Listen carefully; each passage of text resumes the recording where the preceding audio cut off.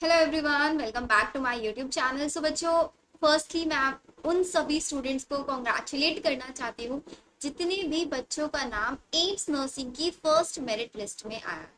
So I just want कि आप लोग प्लीज मुझे एक बार कमेंट सेक्शन में जरूर बताना कि कितने स्टूडेंट्स का, आप लोग अगर वीडियो देख रहे हैं तो आप लोगों का मेरिट लिस्ट में नाम आया है या नहीं आया है। अगर आपका मेरिट लिस्ट में नाम आया है तो आप लोगों की रैंक कितनी है, प्लस जिन बच्चों का मेरिट लिस्ट में नाम नहीं आया है उन बच्चों को क्या प्लान है, are they going to appear in AIIMS 2025 या फिर उनका कोई प्लान बी है, so that I can help you कि आप लोग कोई अच्छा डिसीजन ले सके।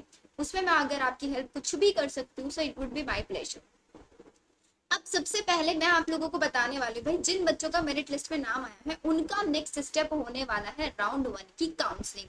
राउंड वन की काउंसलिंग आप लोगों को कैसे करानी है, क्या क्या उसके अंदर फॉर्मेलिटीज होगी, एंड उससे भी ज्यादा इंपॉर्टेंट चीज हमारे पास ये है, जितने बच्चों का मेरिट लिस्ट में नाम आया है उनमें से कितने बच्चों को ये चीज सिक्योर करके चलना है कि भाई हमें तो इसके अंदर कॉलेज मिल जाएगा। क्योंकि सबसे बड़ी डिफिकल्टी हमारे उन बच्चों के लिए भी है जिनका मेरिट लिस्ट में नाम आ गया है।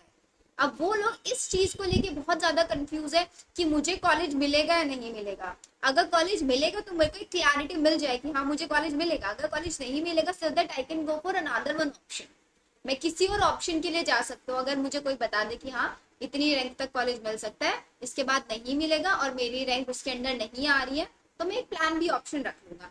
इस वीडियो के अंदर आपके यही सारे के सारे डाउट्स मैं कवर अप करने वाली हूँ। आपको ये बताने वाली हूँ इस वीडियो के अंदर कि लास्ट किस रैंक तक, आप जिस भी कैटेगरी के हो, लास्ट किस रैंक तक आप लोगों को कॉलेज मिल सकता है, चाहे वो कोई भी एम्स हो। हम यहाँ पे पर्टिकुलरली किसी एक पर्टिकुलर एम्स की बात नहीं करेंगे। अगर आपको चाहिए कि मैम ये प्लीज हमको अलग डिफ्रेंशिएट करके दो कि हमें इस एम्स के लिए चाहिए, तो इसके लिए मैंने ऑलरेडी एक और वीडियो बनाया हुआ जिसमें सभी एम्स की एम्स वाइज मैंने कट ऑफ बताया हुआ, वहां पे जाके चेक करो, आपको वहां से आइडिया लग जाएगा। यहाँ पे मैं कॉमनली आप लोगों को बताने वाली हूँ एंड विद प्रूफ बताने वाली हूँ, ऐसे ही नहीं कि रैंडमली कोई भी डेटा बताऊंगी, विद प्रूफ मैं आप लोगों को ये चीज बताऊंगी। नेक्स्ट क्वेश्चन हमारे बच्चों का ये था कि क्या दी लास्ट ईयर की कंपैरिजन में इस ईयर कट ऑफ हाई गई है, कैसा इस बार का रिजल्ट रहा है, उसका भी पूरा एनालिसिस मैंने आप लोगों के लिए बना लिया है एंड हर एक चीज आप लोगों को मैं अभी समझाने वाली। So let's start the video. देखो, सबसे पहली चीज मैं आप लोगों को बताऊंगी कि भाई एम्स 2023 के रिजल्ट को अगर हम कंपेयर करें 24 के रिजल्ट से तो क्या डिफरेंस है इसके अंदर।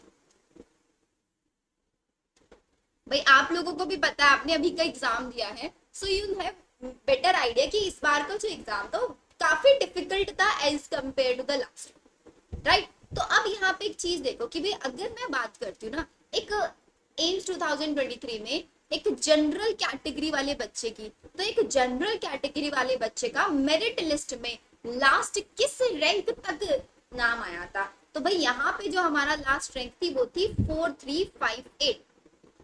4358 रैंक तक वाले बच्चे को क्वालिफाई कंसीडर किया था एम्स ने, एम्स 2023 में जनरल कैटेगरी के 4358।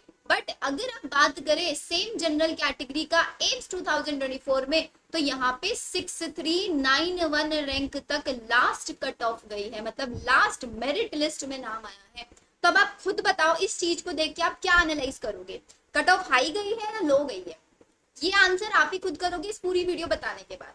अब आप देखो, जनरल कैटेगरी वाले बच्चे का मेरिट लिस्ट में नाम आया 4358, लेकिन जरूरी नहीं है कि इसी रैंक तक कॉलेज अलॉट हुआ होगा। तो जनरल कैटेगरी में लास्ट किस रैंक तक कॉलेज अलॉट हुआ था 2023 में, लास्ट 1046 रैंक तक कॉलेज अलॉट हुआ था। 1046 रैंक तक कॉलेज अलॉट हुआ था एक जनरल कैटेगरी वाले बच्चे को 2023 में। अब आप खुद देखो भाई, अगर हमारे पास 4000 बच्चे उन्होंने जनरल के क्वालिफाई करके दिए हैं इस रैंक तक, और उसमें से 1000 बच्चों को सिलेक्शन मिल रहा है, और इस बार तो 6391 रैंक तक बच्चों को कंसीडर किया गया है, तो इस बार की जो आपका सीट अलॉटमेंट होगा वो भी समथिंग 1200 से लेके 1500 के बीच में रह सकता है, नहीं रह सकता है। तो हम इतना मान के चले कि भाई अगर आपकी रैंक, चलो इसको इतना ज्यादा भी नहीं लेते, 1300 तक मान के चलते हैं, क्योंकि मैं आपको बता रही हूँ राउंड वन का एनालिसिस। ये मैं राउंड 1 का बता रही हूँ बिकॉज अभी राउंड 1 की ही काउंसलिंग स्टार्ट होने लगी है। तो राउंड 1 में अगर आपकी रैंक है 1300 तक, तो भाई 101% आप लोग काउंसलिंग में पार्टिसिपेट लेना, चॉइस फिलिंग करना। चॉइस फिलिंग कैसे करनी है, कैसे नहीं करनी है, ये हर चीज पर्सनलाइज आपको मेरे चैनल पे मिलने वाली है। अगर आज आप मेरे चैनल पे नए हो तो चैनल को सब्सक्राइब जरूर कर लेना, बिकॉज आगे आने वाली मेरी बहुत सारी वीडियोस में आपको ऐसे ही प्रॉपर एनालिसिस करके मैं बताऊंगी कि आप लोगों को कॉलेज मिल सकता है नहीं मिल सकता है। तो 1046 रैंक पे 2023 में सीट अलॉटमेंट हुआ था फर्स्ट रैंक में, फर्स्ट राउंड में। तो इस बार हम मान के चल रहे हैं कि 1300 रैंक तक बच्चे को सीट मिल जाए। ये तो थी जनरल कैट। तो जितने भी हमारे जनरल कैटेगरी वाले इस ईयर वाले बच्चे, अगर आपकी रैंक है अंडर 1300, तो आप ये मान के चलो कि आपको सीट मिल जाए। ठीक है, चलो अब आ गए हमारे पास second category which is your EWS. तो अगर हम ईडब्ल्यूएस की बात करें, मेरिट लिस्ट की बता रही हूँ पहले कि कितने बच्चों को क्वालिफाई किया था एम्स में। 4359 लास्ट रैंक तक मेरिट लिस्ट में नाम आया था बच्चों का। और अगर आप इस बार की बात करें तो इस बार 6387 रैंक तक के बच्चों का नाम आया है मेरिट लिस्ट में। लास्ट ईयर ये 4000 अराउंड 4000 पे बंद हो गया था, इस बार 6000 तक है। और अगर आप सीट अलॉटमेंट की बात करें ईडब्ल्यूएस की, तो ईडब्ल्यूएस में 3441 रैंक तक राउंड 1 में सीट अलॉटमेंट हुआ है। तो अब आप खुद बताओ कि इस ईयर कितना जाना चाहिए। 2000 अप्रोक्स 2000 ज्यादा बच्चों को एम्स ने क्वालिफाई माना है। तो अगर ये 3441 तक गया है, तो अगर हम यहाँ पे इसको 4000 तक मान ले तो भाई कुछ गलत थोड़ा ही ना होगा, नहीं होगा ना गलत। तो इसका मतलब अगर आप एक ईडब्ल्यूएस कैटेगरी के बच्चे हैं और आपकी रैंक है अंडर 4000, तो आपको राउंड 1 में काउंसलिंग 100% करानी है and you will have more and more chances to get a college in round 1 only. ठीक है, ये आपको ध्यान रखना है। Next category we have OBC. OBC में कितनी रैंक तक बच्चों को क्वालिफाई किया था? 6139 रैंक तक। 6139 रैंक तक बच्चे का नाम मेरिट लिस्ट में आया था 2023 में। और अगर हम 24 की बात करें तो 9851 रैंक तक बच्चे का नाम आया है इस बार। और सीट अलॉटमेंट अगर आप देखोगे तो 1712 1712 रैंक तक सीट मिला है राउंड 1 के अंदर। तो ओबीसी में कितना मिलना चाहिए? तो ओबीसी में अराउंड 2000 जाना चाहिए, नहीं जाना चाहिए? भाई इतना तो जाना ही चाहिए, क्योंकि लास्ट ईयर आपने सिर्फ 6000 बच्चों को क्वालिफाई कराया था, 6000 रैंक तक बच्चों को आपने कंसीडर किया था, तो 1712 रैंक तक सीट मिल गया राउंड 1 में। तो इस बार 2000 तक वाले बच्चे को तो सीट मिल जाना चाहिए ना, अगर राउंड 1 की बात करेंगे। ये था ओबीसी के बाद हमारी नेक्स्ट कैटेगरी आती है एससी कैटेगरी। एससी कैटेगरी का हम देख लेते हैं। तो एससी कैटेगरी का लास्ट जो नाम आया था मेरिट लिस्ट में वो 8296 रैंक तक आया था। और अगर आप इस बार का देखेंगे ना, पता है इस बार कितना है? ये 13963 इस रैंक तक। तो देखो कितना ज्यादा डिफरेंस आ गया है। सिर्फ 8000 रैंक तक वाले बच्चे को क्वालिफाई माना गया था, इस बार 13000 रैंक तक बच्चे को क्वालिफाइड माना गया है। और सीट अलॉटमेंट की अगर हम यहाँ पे बात करें तो एससी कैटेगरी को जो सीट मिला था वो 4339 रैंक तक सीट मिला था।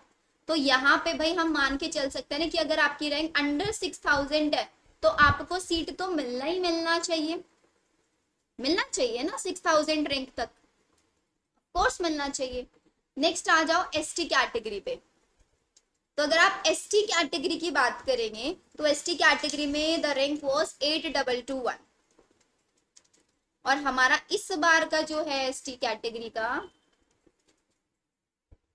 इस बार का जो एसटी कैटेगरी का रैंक गया है वो है 13926। और इसके अंदर अगर आप सीट अलॉटमेंट की बात करेंगे तो 7890 तक सीट मिला है। और पता है कौन सा एम्स मिला था? एम्स पटना यहाँ पे अलॉट हुआ था, इतनी रैंक तक भी। तो भाई इस बार ये अराउंड 9000 तक तो जाना ही जाना चाहिए, नहीं जाना चाहिए? इज इट क्लियर और नॉट? देखो मैंने कोई रैंडम डेटा नहीं बताया, लास्ट ईयर के डेटा से कंपैरिजन करके आपको मैंने बताया है ये चीज।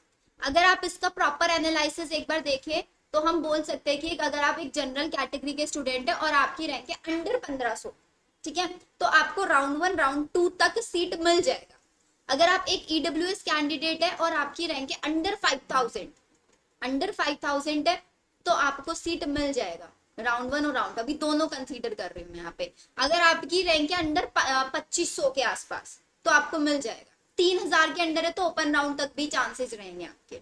एससी कैटेगरी अगर आपकी रैंक है अंडर 6000 तो आपको सीट मिल जाएगा राउंड 1 और राउंड 2 में। एसटी कैटेगरी अगर आपकी रैंक है अंडर 9000 तो आपको सीट मिल ही मिल जाएगा। तो ये इतनी रैंक वाले बच्चे तो अपना सीट एक सिक्योर करके चलें कि भाई आप लोगों को तो सीट मिलेगा ही मिलेगा।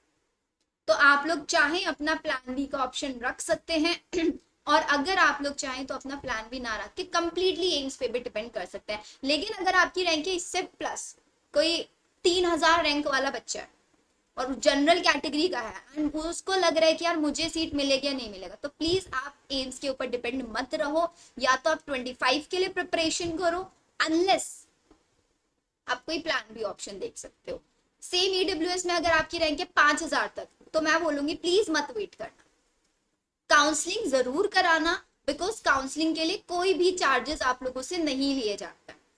काउंसलिंग के कोई चार्जेस नहीं होते। तो first round second round counselling हर किसी को करानी है। चॉइस फिलिंग आपकी क्या होनी चाहिए, हमेशा टॉप के एम सबसे ऊपर रखने हैं आपको। सारी चीजें मैं आप लोगों को स्टेप बाय स्टेप करके दिखाऊंगी, कैसे आप लोगों को काउंसलिंग के रजिस्ट्रेशन करना है, कैसे आप लोगों को चॉइस फिलिंग करनी है। So stay connected to my YouTube channel, यहीं पे आप लोगों को सारी इंफॉर्मेशन मिलने वाली। आई होप आप लोगों के लिए इन्फॉर्मेशन काफी बेनिफिशियल रहा होगा। इफ यू वांट मी कि मैं काउंसलिंग प्रोसीजर सेम चैनल पे कंटिन्यू रखूं, just let me know in the comment section कि यस मैम वी वांट कि हम लोगों को प्रॉपर एनालिसिस चाहिए, राउंड 1 में क्या रहेगा, राउंड 2 में क्या रहेगा, हर एक चीज की information I get it to you. ठीक है, तो मिलते हैं हम हमारी नेक्स्ट वीडियो में। Bye everyone.